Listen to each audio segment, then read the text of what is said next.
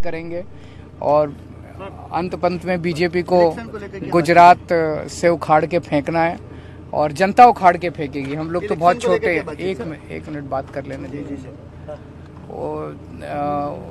जनता इनको उखाड़ के अब इनकी हद हो गई है। सर से पानी उतर गया है इनके अत्याचार का, इनकी तानाशाही का। जिसको मर्जी पकड़ के जेल में डाल देते हैं। चैतर वसावा का कसूर क्या था? चैतर वसावा जनता के लिए लड़ते हैं।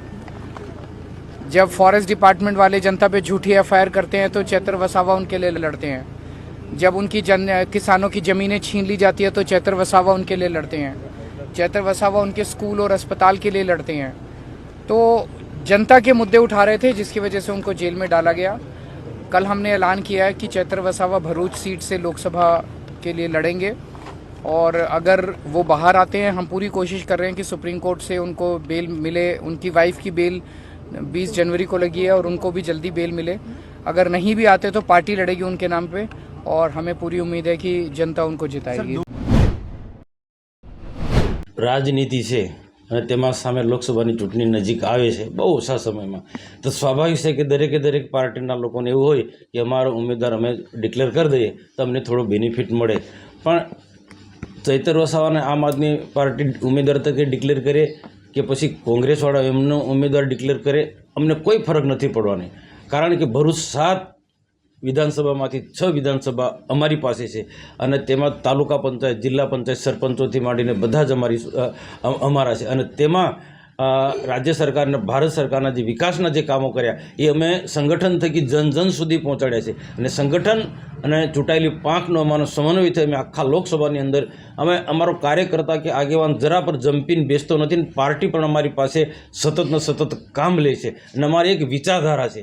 જ્યારે આપવાળાની વિચારધારા કોઈ ઠેકાણા નથી કે બાકીની પાર્ટીના જે વિચારધારા પણ એમનો કોઈ નથી. આજે કોંગ્રેસનું પણ આખા દેશના લેવલે અસ્તિત્વ ખતમ થઈ ગયું છે.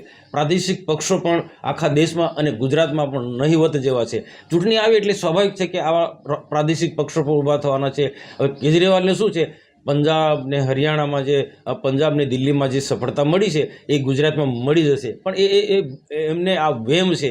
આ ગુજરાત છે, ગુજરાતમાં ક્યારે પણ આવા પ્રાદેશિક પક્ષો કે લોકોને ગેરમાર્ગે દોરનારા કે લોકોને જૂઠું બોલનારા લોકો કે ખોટા પ્રલોભન આપનારા લોકો ક્યારે પણ ફાવ્યા નથી. જનમેદની આ મુખ્યમંત્રી બે આવતા હોય, દિલ્હીનો મુખ્યમંત્રી આવતો હોય, પંજાબનો મુખ્યમંત્રી આવતો હોય અને ગુજરાતના એમના નેતાઓ આવતા હોય અને તમે લોકો સ્વીકારો. હું કહું, મને તો 15,000નો રિપોર્ટ છે, પણ માન લો કે 15ના બદલે 20,000, આમાં શું ફરક પડવાનો છે? 15-20,000 લોકો એકત્રિતને પૂરી તાકાત લગાડી લોકસભા વિસ્તારના એટલા નહીં, ગુજરાતભરમાં અલગ સ્થાનોથી, છોટાઉદેપુરથી માંડીને આ બાજુ વાપી બાજુ, તાપી બાજુથી બધા લોકોથી એ લોકો લાયા હતા. એનાથી અમને કોઈ ફરક નથી. અમે વધારે સાવધાન બનીશું. બધાને પૈસા આપીને લાવવામાં આવ્યા એવું જાણો? પૈસા આપીને લાવ્યા હશે, નહીં આવ્યા તોય આ જનમેદની ના કહેવાય. પૈસા આપીને લાયા હશે, ગમે તેમ કરીને લાયા હશે કે લોકોને જૂઠાણું બોલીને લાયા હશે, મફત આપીશું બધું જ કહ્યું છે, તો આ જનમેદની ના કહેવાય. અમારા મુખ્યમંત્રી આવતા હોય તો અમે 2-3 દિવસમાં 25-30,000 લોકો ભેગા કરી દે. જ્યારે પ્રધાનમંત્રી આવતા હોય કે માનનીય અમિત શાહ આવતા હોય તો લાખોની સંખ્યામાં અમે લોકોને ભેગા કરતા હોય. આ તો અમારો કશું જ નથી. અમે સામે પ્રતિસ્પર્ધી છે એટલે અપક્ષને પણ અમે મજબૂત માનીએ છીએ અને એના કારણે અમે જીતતા હોઈએ છીએ. સામે કોણ ઉમેદવાર છે એને ધ્યાન રાખીને અમે ચૂંટણીની વ્યૂહરચના કરતા હોઈએ છીએ અને એને ધ્યાનમાં રાખી કે જ્યાં અમારે વિશેષ ધ્યાન આપવાનું હોય ત્યાં અમે ધ્યાન આપીશું. પાર્ટીને જ એટલી વ્યૂહરચના છે, સંગઠનમાં જ એટલી તાકાત છે કે ગમે તેટલો વ્યક્તિ મજબૂત હશે. ભૂતકાળમાં અનેક લોકો આવ્યા છે ને, ભરૂચ લોકસભા હોય કે બીજા ગમે તે જગ્યાએ ભલભલાને અમે પરાસ્ત કર્યા.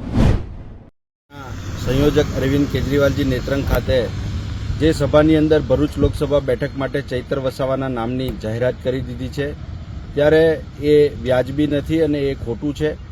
ઇન્ડિયા ગઠબંધન જે બન્યું છે એ ઇન્ડિયા ગઠબંધન નેશનલ લેવલ ઉપરથી આની જાહેરાત કરે એ જ ખરી જાહેરાત જણાય. આ પ્રમાણે આદિવાસી મત બેંકનું વિભાજન કરી અને ભારતીય જનતા પાર્ટીને ફાયદો પહોંચાડવા માટેનું આ છૂપું આયોજન હોય એવું સ્પષ્ટ જણાય છે. ઘણા કોંગ્રેસના કાર્યકરોએ, આદિવાસી આગેવાનોએ મારો ટેલિફોનિક સંપર્ક કરીને પણ આ બાબતનું જાણકારી મેળવવા માટેનો એમણે પ્રયત્ન કરેલો છે અને એમનું પણ સૂચન હતું કે આ બાબતે કાર્યકરોમાં અસમંજસ છે. ત્યારે હું કાર્યકરોને વિનંતી કરવા માગું છું કે આવી કોઈ પણ પ્રકારની ભ્રામક વાતોમાં આવવાની જરૂર નથી. ગઠબંધન ઇન્ડિયા ગઠબંધન દિલ્હીથી નેશનલ લેવલેથી નક્કી થાય છે. આ પ્રકારનું કોઈ કોંગ્રેસનું આયોજન નથી અને પ્રદેશ અને અન્ય આગેવાનો સાથે પણ આ બાબતે ચર્ચા થઈ છે. નેશનલ લેવલેથી ગઠબંધન થાય એ જ ખરું અને ત્યાંથી જ્યાં સુધી કોઈ નિર્ણય નહીં થાય ત્યાં સુધી આવી વાતોમાં આવવાની જરૂર નથી.